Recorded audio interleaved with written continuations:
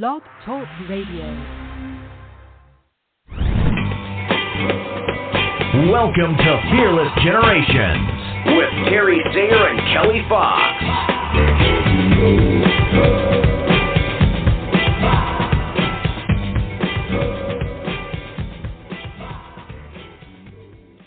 Hello and welcome to Fearless Generations, 12 Steps to Freedom. Tonight, we are wrapping up Step 4, Compassion, with a little integration. And I am excited to get the conversation going. So let me welcome my beautiful co-host, Terry Sayer. How are you doing tonight, Terry? I'm doing much better, thank you. I'm happy to be here. I am so glad to hear that, and you definitely sound more awake.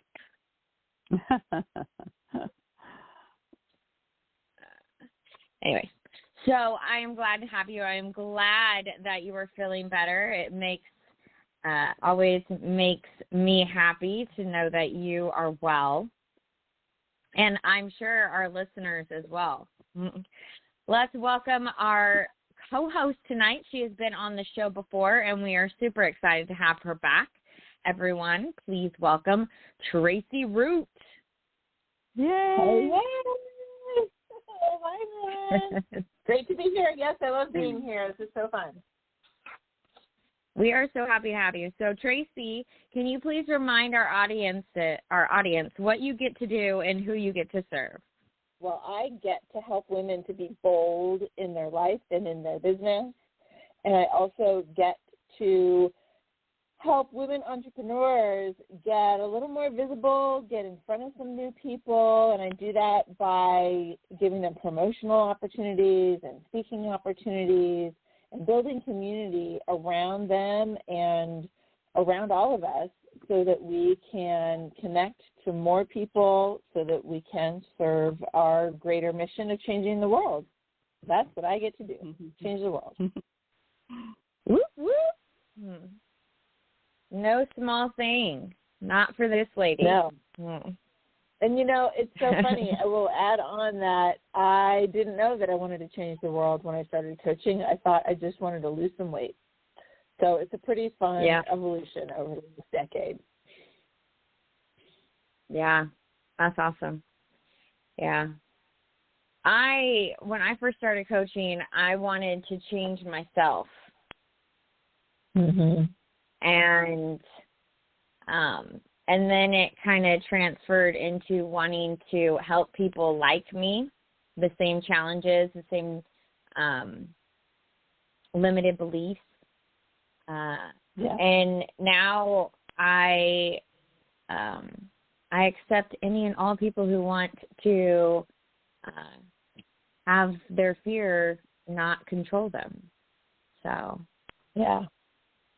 I think that's how a lot of us get started is we just have that kind of, you know, who do I want to help? People who've been through the same thing I've been through, and we maybe in the beginning don't realize how wide the net we cast for coaching can be because we haven't seen it yet, right? We're just still kind of on our road, on our journey, and other people are on the same road.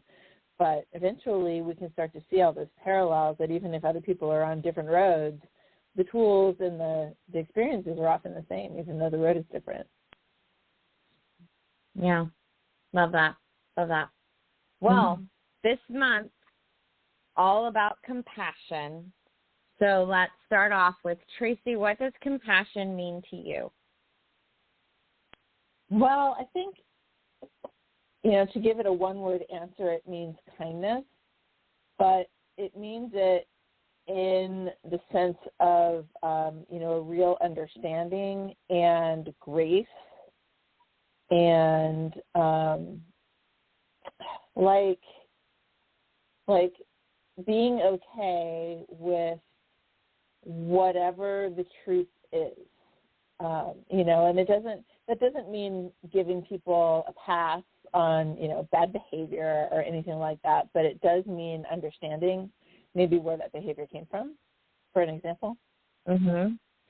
You know, I have kindness and understanding were the themes of 2 other nights. Yeah. And, I have teenagers, so compassion and empathy really kind of go hand in hand, but compassion is more what I get to do about it, have that compassion for the experience that they're having, even if their behavior isn't necessarily something that's okay. I had a big blow up with my younger one the other day. They're going through a thing. It's a season for sure. Yeah. And I sat down afterwards with them and said, this is why this is happening. And we just kind of talked about it and talked about the reasons behind why what they were doing wasn't okay, even though we understand why they're doing it. And I think that's, a good example. It definitely helps to have compassion for someone who is going through life with maybe not the skills or the strategies that would support them in going through life a little easier. It's good to have compassion for, people in general, because really we are all just trying to do the best we can with, in the ways that we know how. And we're in the all moment given good our own experiences, right? Right. Yeah. And when someone acts out, it's their fear acting out. It's not them necessarily. It's their fear and how they, the skills they have to, deal with that fear. So, yeah, I love that. Terry, what's coming up for you? I was just talking about, understanding and having empathy for other people. That one of the books that I really enjoy and I read every morning as a part of my non-negotiables in the morning is Peaceful Living. And one of the things that the book is built upon is compassionate communication. And so many times what really, when people are behaving in a way that, triggers us or is not appropriate, it's mainly because they're trying to get a need met, right? We're all trying to get our needs met. And like you just said, some of us have the skills and the strategies to do that in a more compassionate way with more understanding. And some people don't have those skills yet in their life. So it's really helpful when you're in those situations to communicate in a compassionate way where you're understanding that they have a need that's not being met. So perhaps they're angry about having to do their chores because they want to go out with their friends or whatever. And so just by communicating to them, and asking them, are you feeling like your need to be with your friends is not being met? And then, if they can answer, if that is their need, they can say, well, yeah. And you can say, well, then you can negotiate the behaviors around recognizing their need. And we do that for ourselves as well. If I get frustrated or I become irritated or disappointed, I can ask myself, well, what need is not being met? What need do I have that's not being met? And then by understanding what that need is, I can better negotiate and navigate around the way that I behave in order to make it clear that that's the need that I have. Because I have a responsibility to get my needs met and express my needs, as well as others have that responsibility to understand and express their needs in ways that are appropriate. So we can really assist each other if our goal is to communicate compassionately or with empathy or understanding or kindness with the people that we're in relationships with, the people we love and care about, or our colleagues, or our associates at work, whatever it might be. If compassion can be that core of our communication, and understanding each other's needs is what gets us to that core of communication that becomes compassionate. So it's not, like Tracie said, it's not giving people a free ticket to act however they want. It's trying to get to that need that's the reason behind the behavior. And a lot of times people don't even know what their need is. So it's that, okay, by asking questions and trying to understand the need that's not being met so that you can then communicate about that in a way that recognizes and understands the voice of the other person, the value of the other person, how much you care about that other person, and how you want to have that grace and ease in your communication with that person. So that's been kind of the message the last few days in my Peaceful Living book. So that's what was on my mind. Yeah. And I love that you're talking about needs. It made me think showing compassion for yourself is seeing that your needs are as important as others' needs, that your needs equal others' needs, that others' needs aren't more than yours, but that they equal each other. And so we, it's, as you were saying, Terry, it's our responsibility to make sure that those needs are being met. And I know that I have in the past, waited around for someone to notice that my need wasn't being met and then to meet my need. And that doesn't go well. So, it's our responsibility to say, hey, I really need this right now. Can you support me with this?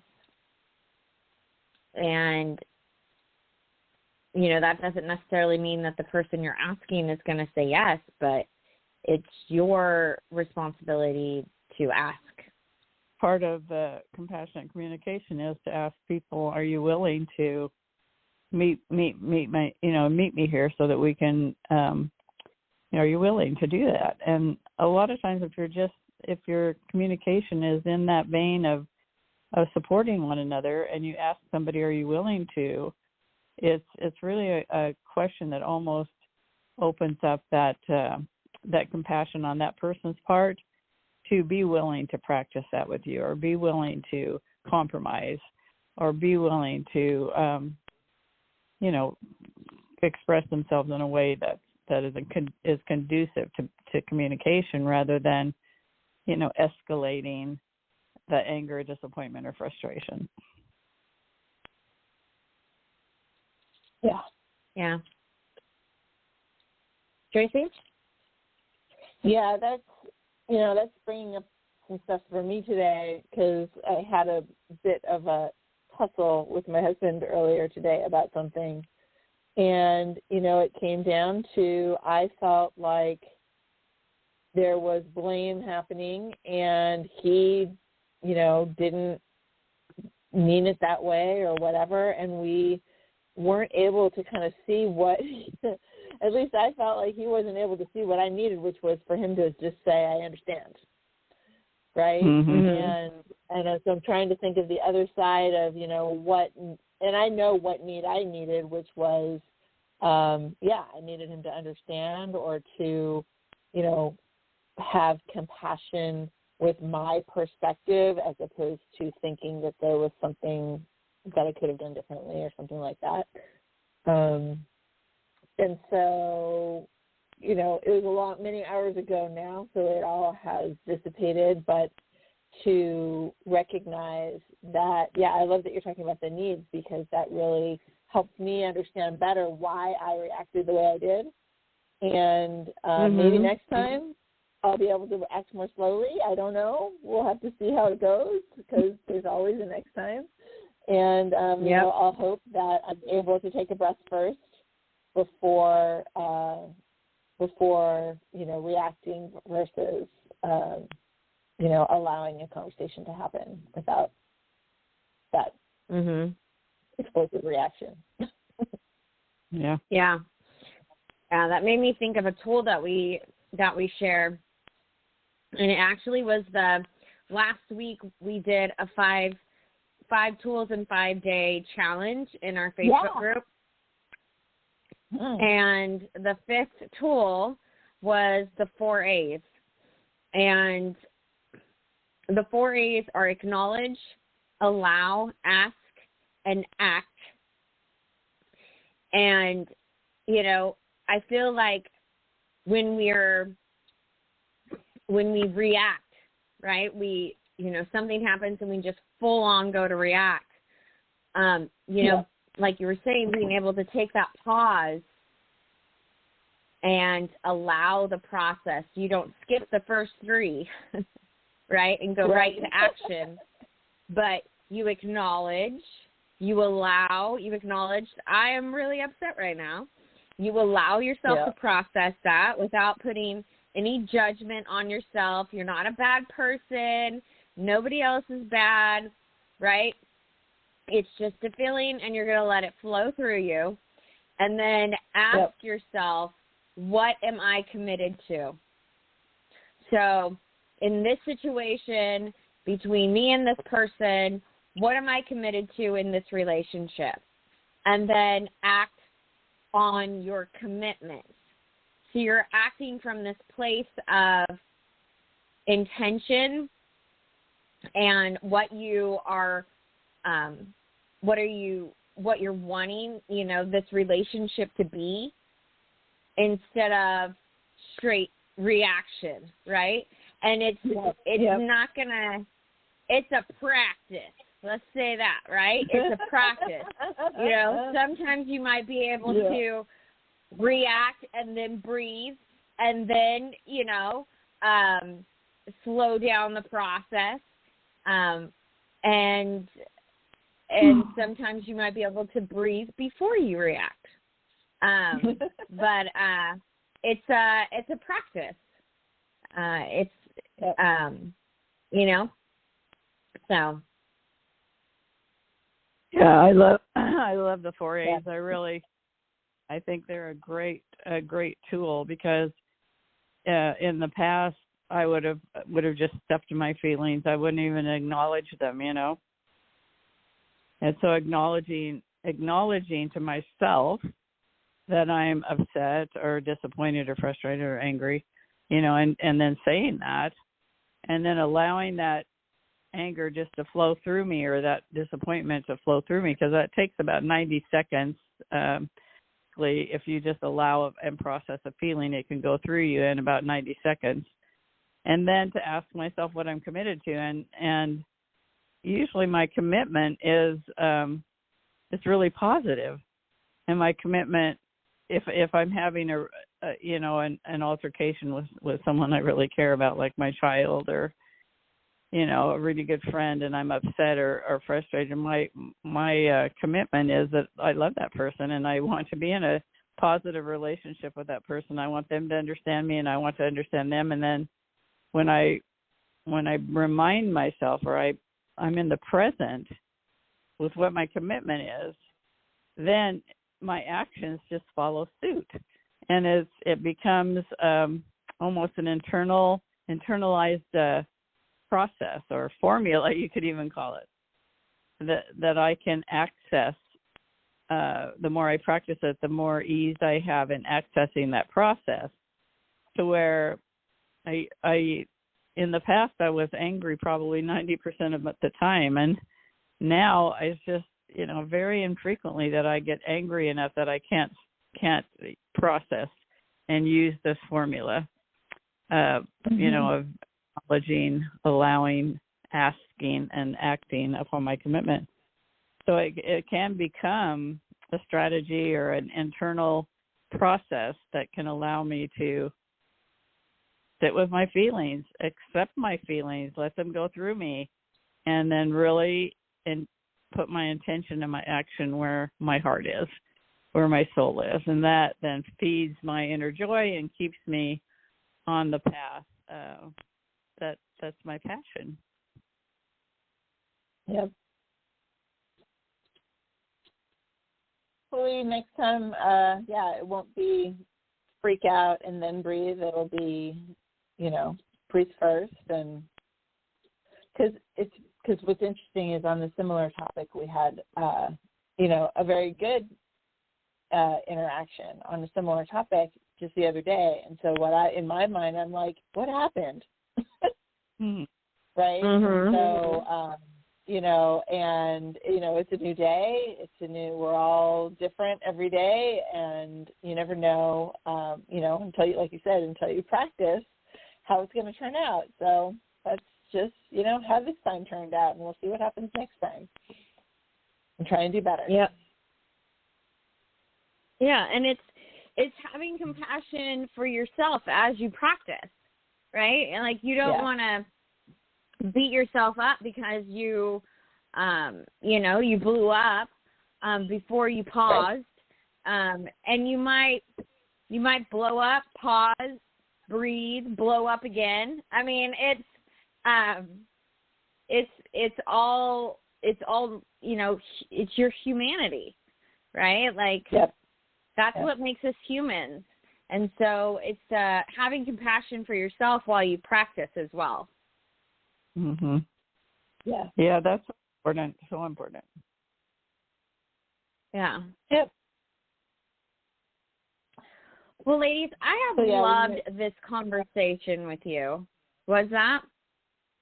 Well, I was just going to say, when I was thinking about, our topic for tonight and everything, I really definitely felt like my thoughts were moving in that self-compassion category, right? Like we are always telling ourselves that things should be different, and it's all, because of us, and that we could have done things differently or better or smarter or faster or, nicer or whatever the is. And if we can remember that, like you said, Kelly, you said took the words right out of my mouth, that we're all doing the best that we can in this moment. Mm-hmm. And it might not be, today's best might not be the same as yesterday's best. And that's something to also remember, is that best changes moment to moment. And, as long as your intention is honest and kind, and, going back to compassion is kindness, as long as your intention is there, then you're okay. And everything will be okay. You just have to keep going. Yeah. For sure. I definitely think that we have I know I do. I have a tendency to, have this like mindset that it's someone's intention to make my day hard. Like one of the number one rule, which if I asked my kids right now, what's the number one rule? They probably wouldn't be able to tell me. But the number one rule in our house is to not make mom's life harder than it needs to be.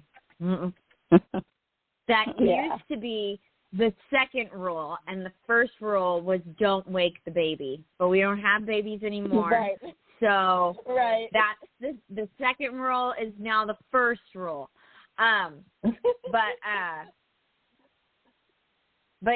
really, we're all just trying to do the best that we can. And it definitely, our best definitely changes day to day. And sometimes 5 minutes can make a difference. Yep.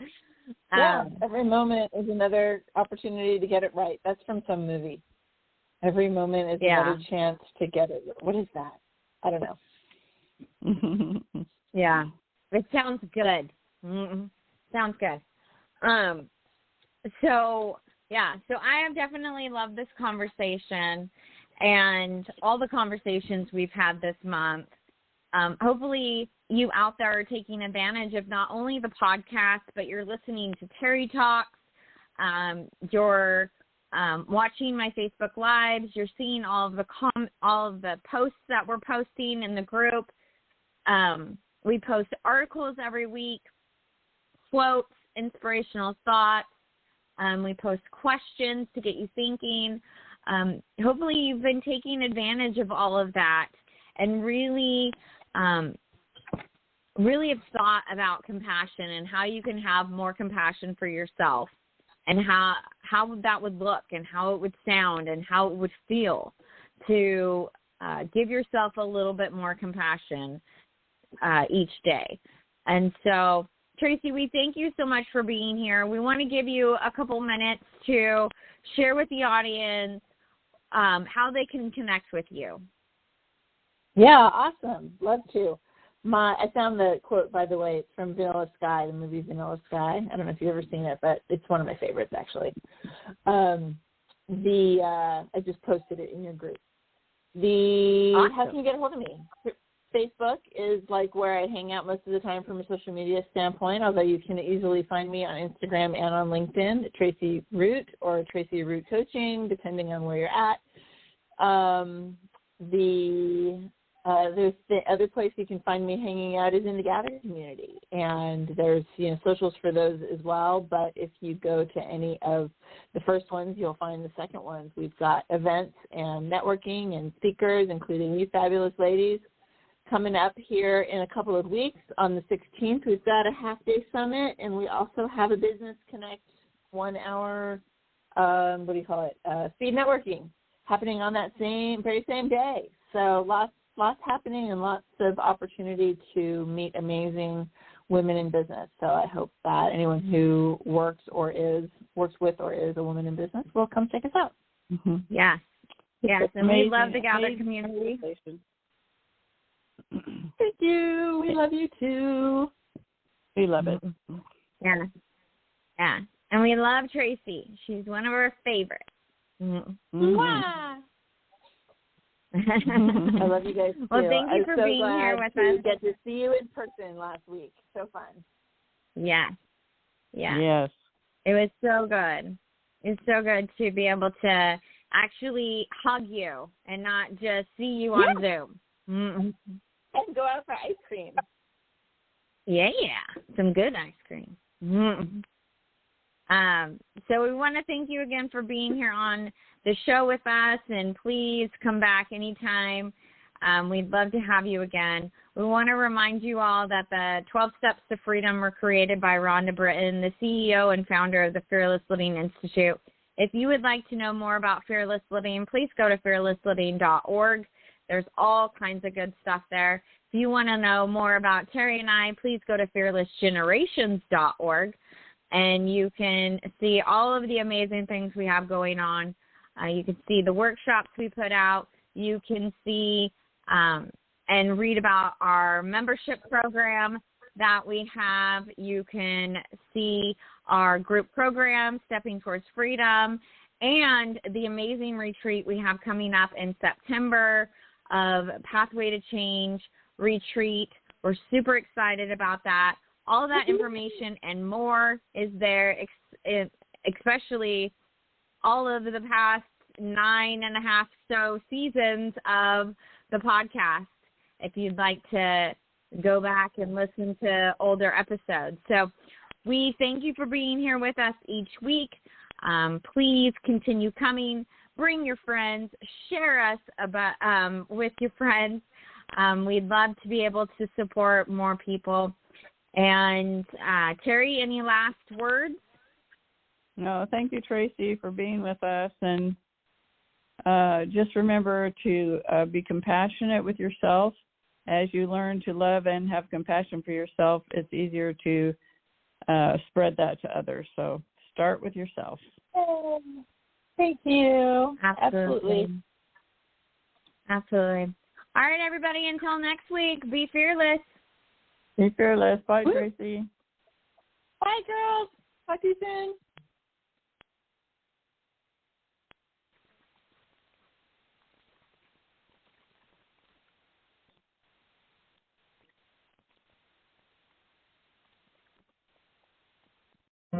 Morning people wake up for peace and quiet. McDonald's breakfast people, we wake up for the sweet rush of getting that warm, delicious breakfast right before it ends. Be a McDonald's breakfast person with a sausage McMuffin with egg. Get 2 for just $6. And pair it with an any-size soft drink like a refreshing Coke for just $1.49. Order ahead in the app to save time. Price and participation may vary. Cannot be combined with any other offer. Single item at regular price. Ba-da-ba-ba-ba.